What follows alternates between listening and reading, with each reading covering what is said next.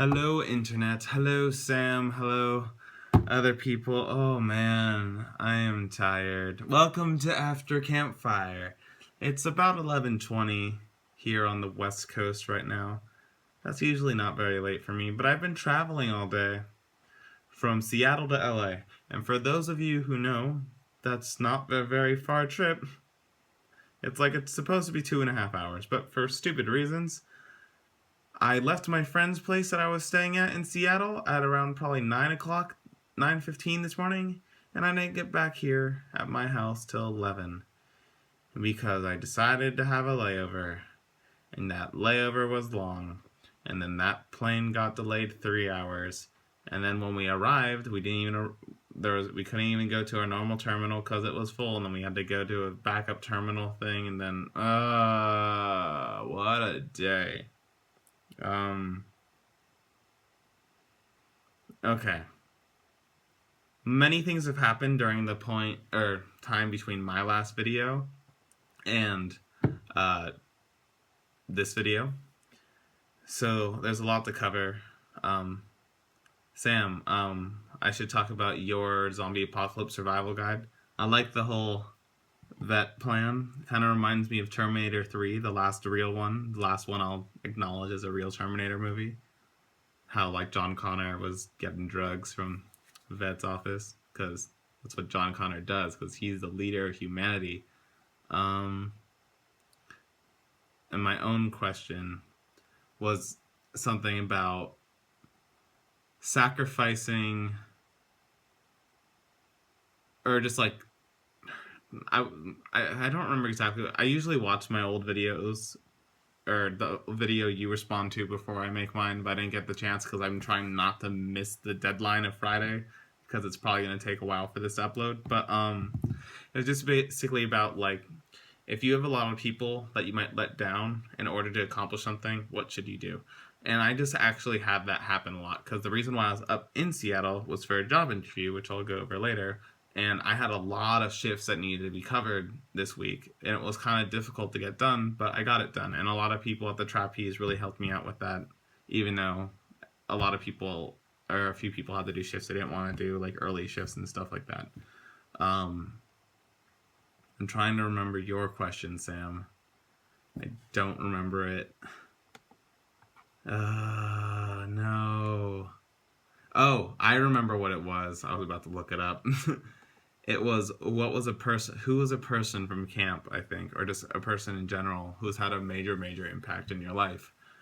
And that's a really hard question to answer because, oh man, I was supposed to do Henry Sauer of how to, what's fine. It's a hard question to answer because a lot of people at camp had huge impacts on my life. Like you said, Ian Brassett, Mark Bynock himself, Clint and Hannah Bobzine from the circus. Honestly, I didn't even think about them before. They're probably two of the people that made a huge impact on my life, but the one person that I could, like, lock down, because at least Hannah and Clint are two people. So one of the big ones was Roxy. Roxy was the head of Woodshop when I was still a relatively young camper, not a junior. Well, I mean, he was there when I was a junior, but he left when I was a senior. He was the head of Woodshop when I became a woodshop assistant. I actually was the youngest person ever to become a woodshop assistant back in those days when it was actually a huge deal. And it was super cool. Like, I remember, like, I had to, like, train for, like, a few weeks. Then before, like, my final, like, ceremony of becoming a shop assistant, I had to work a junior class wearing this crazy silly wig. And then I was, like, knighted by them once I finally was given approval. I remember, like, kneeling to him as he, like, tapped me with, like, a meter stick, because everything Roxy did was in metric, which is correct, by the way, as a future mechanical engineering person. Because our American system is stupid, and the whole world abandoned it for a reason, because it's stupid and makes no sense. Yeah, like, I was knighted, they jousted in my honor, we had pizza, and we watched a movie on my PSP, because PSPs were cool then, and that was pretty new. And that was awesome. And it was just, I don't know, it was the first, I don't want to say work experience. It was a really, oh man, I'm tired. It was a really awesome experience. Being a shop assistant was like the first like kind of leadershipy kind of role I've ever had, I think. Because I was only like 10 at the time when I first became one, and then I stuck to it until I was like still 15 when I was a camper, even though it didn't mean as much then, but I tried to keep it as meaningful as I could. But I'm gonna go with Roxy. Surprise, it wasn't a circus person. There's so many circus people that have motivated and changed me in a lot of great ways. So on. Oh yeah, by the way, thank you, Sam, for that hilarious birthday message thing. Oh my god, that was hilarious.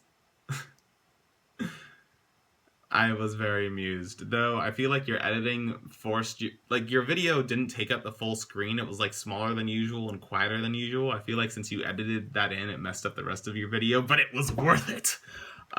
So on Henry's Diary of How to Adult, a lot has changed. I might stop doing these soon. So there's this company up in Seattle called Electro Impact that I had to I sent an application in. I actually had to take a test with it to get like to see if you're even worth bringing up. And I did well enough. I actually didn't think I did, but like it was like on like a college based curve, so it was fine. I went up. They yesterday. It was yesterday, yeah. Sorry, I today ruined my brain.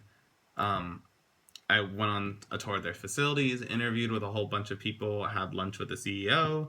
In fact, I took another test last night for a different kind of engineering because I took a test for mechanical engineering and I switched to controls probably, which they had more positions for and I like better anyways because robots. Okay.